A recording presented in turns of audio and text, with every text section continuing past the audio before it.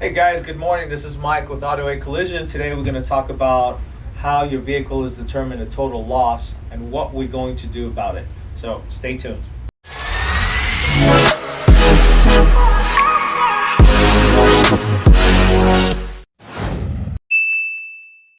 All right guys, welcome back. So today the first thing we want to talk about is what is your vehicle worth when you have an accident? In other words, if your vehicle is worth $10,000 and you have a damage on your vehicle that is appraised in excess of 70% of the value of your vehicle, that is then determines a total loss. Now, it varies from insurance company to insurance company, but majority of the times, as a rule of thumb, majority of them are looking at 70% value of your vehicle.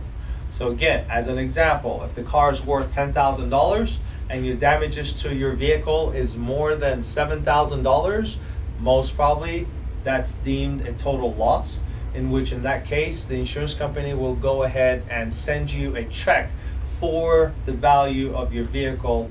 All right, so another thing that you have to be careful with is if you have any pre-existing damage on your vehicle prior to getting your final check, the insurance company is going to deduct that value amount of your pre-existing damages from your total check amount.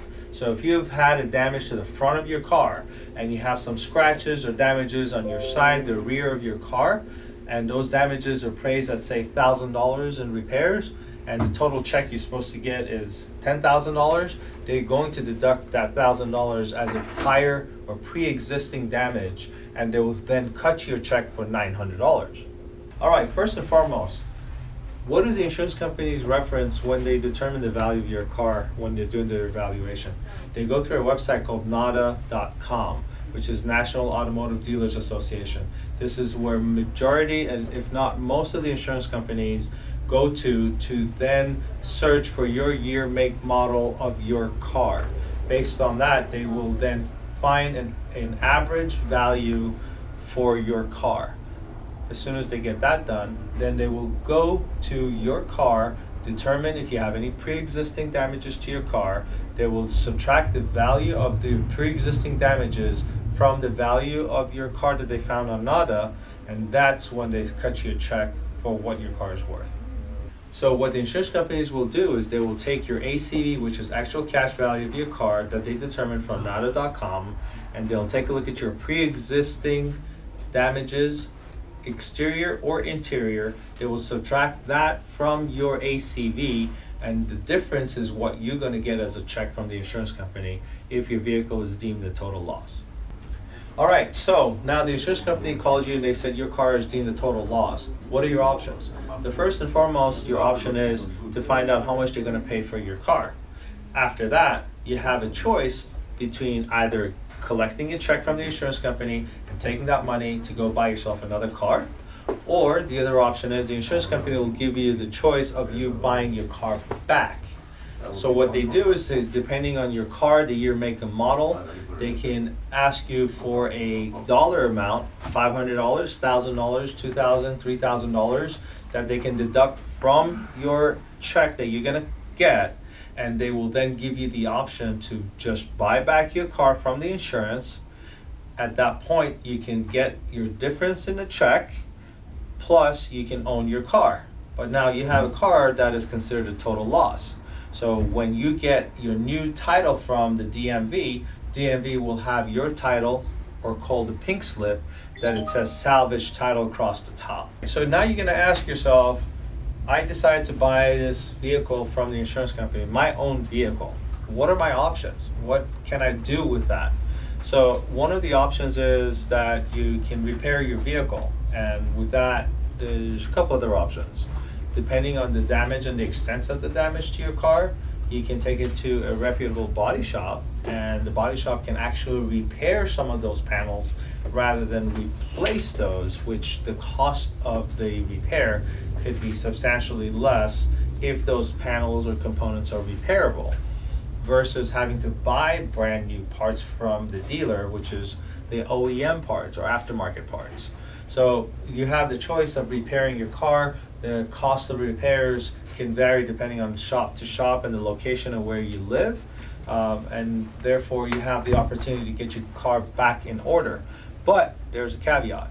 When you get your car back from the body shop, there's 3 things you have to do before you can get your car roadworthy. First and foremost, you have to go to the CHP, the Highway Patrol. They need to inspect in what's called a VIN inspection. So you have to do a VIN inspection, and they verify that vehicle with the correct VIN that's on the window, it's in the door jambs, and they verify those. The second thing you have to check is to go and get a brake and light inspection.